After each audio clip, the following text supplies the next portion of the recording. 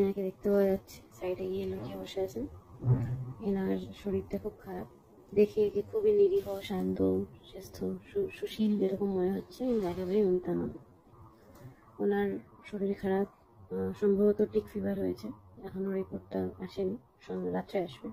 So ওনার জন্য হচ্ছে blood নিতে আজকে এসেছিলেন 2-3 জন, তো একজনে হয়নি, 3 জনকে লেগেছে।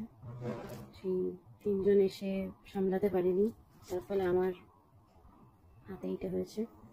আর ফাইনালি ব্লাড নেওয়া হয়েছে। আমি ঠাকুরের নাম মানে জাস্ট মা কালীর নাম করে গেছি কন্টিনিউ। আর তারপরে হচ্ছে হাত পা বেঁধে লাস্টে একটা বোতলকে কেটে, কলারও রাখছে না, কলারও উড়িয়ে দিয়েছে পুরো ঝড়ের মতন। তো তারপর একটা বোতলকে কেটে ওর মুখে এখানটা বেঁধে তারপর চাদর দিয়ে ভালো করে মুড়ে একটা পা ধরে, মানে 4 জন মিলে হ্যান্ডেল করেছি, আমি, আমার মা, আর মা করেনি, আমি আর ওখানে 3 জন। তো ফাইনালি নেওয়া হয়েছে।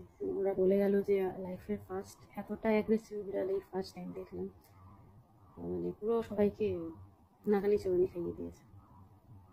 এখনো ওদিকে থেকে থেকেই দেখছে। কি দেখছি, একটু আগে খেয়েছে, উইসকাস খেয়েছে, পানি খেয়েছে, নিজেই এসে দেখলাম খেলো। শান্তি পেলাম একটু, প্রাণে প্রাণ এলো আর কি, মানে খায় না।